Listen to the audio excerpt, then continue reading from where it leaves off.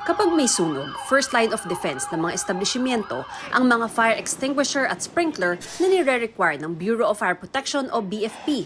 Pero paano kung nagagamit ang requirement na yan para magpayaman ng ilang opisyal ng ahensya?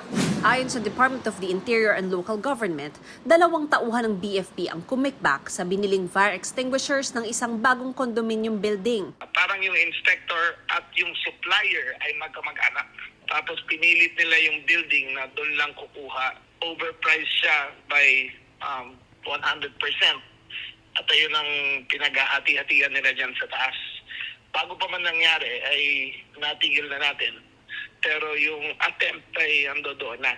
Pinatawa ng administrative relief ang dalawa para hindi makaapekto sa ginagawang investigasyon ng DILG at ng BFP. Pati ibang building na nag-a-apply ng permit sa BFP, tinatakot umano para makabenta ng extinguisher na doble o triple ang presyo. Pupunta sila doon. Sasabihin sa manager doon na, wala kayong occupancy permit. Hindi kayo papasa, i-delay namin yon. Hindi kayo magkaka-occupancy permit, hindi kayo magkaka-business permit, hindi kayo magkaka-building permit.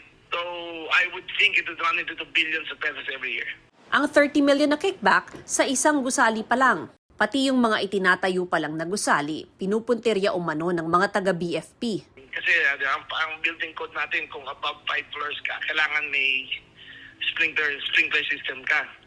So habang nag-a-apply ka pa lang ng building ng construction permit, ay pupunta na rin ng BFP at sabihin nila, yung supplier ng sprinkler system nyo dapat amin. Ayon sa BFP, hindi pwedeng mag-alok o mag-endorso ng supplier ang mga fire inspector. Hindi pa masabi ni Remulla kung magkano ang kabuuang kickback ng mga taga-BFP. Tiyakan niyang may mga sunod pang masisibak sa pwesto. Hanggang pinakamataas sa BFP. I am assured sa DILG, talagang wala. Sa amin, wala.